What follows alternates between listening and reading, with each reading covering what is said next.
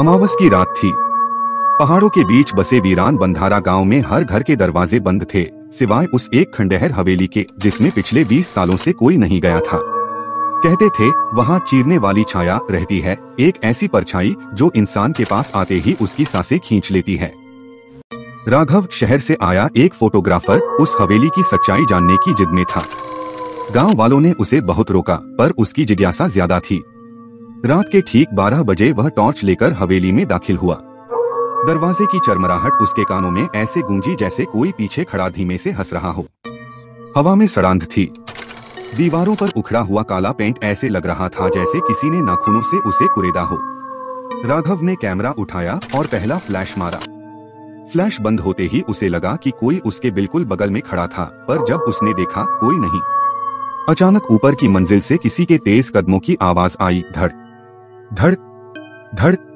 वह डरते डरते सीढ़ियां चढ़ने लगा। जैसे ही ऊपर पहुंचा, हवेली का गलियारा स्याह धुंध से भर गया। धुंध में से एक लंबी काली परछाई उभरने लगी। उसकी आंखें लाल अंगारों की तरह चमक रही थीं। परछाई की पतली उंगलियां उसकी ओर बढ़ने लगीं। पूरा शरीर जम गया। राघव ने टॉर्च उठाई, पर उसकी रोशनी उस परछाई में समा गई, जैसे अंधेरा उसे निगल गया हो। परछाई उसके बिल्कुल पास पहुंच गई। उसके कानों में एक बर्फीली फुसफुसाहट गूंजी, तूने मुझे जगा दिया, अब जा मत। अगली सुबह गांव वालों को हवेली के दरवाजे पर एक कैमरा मिला। कैमरे में आखिरी तस्वीर वही थी, धुंध में उभरती एक भयानक परछाई जो कैमरे की ओर बढ़ रही थी।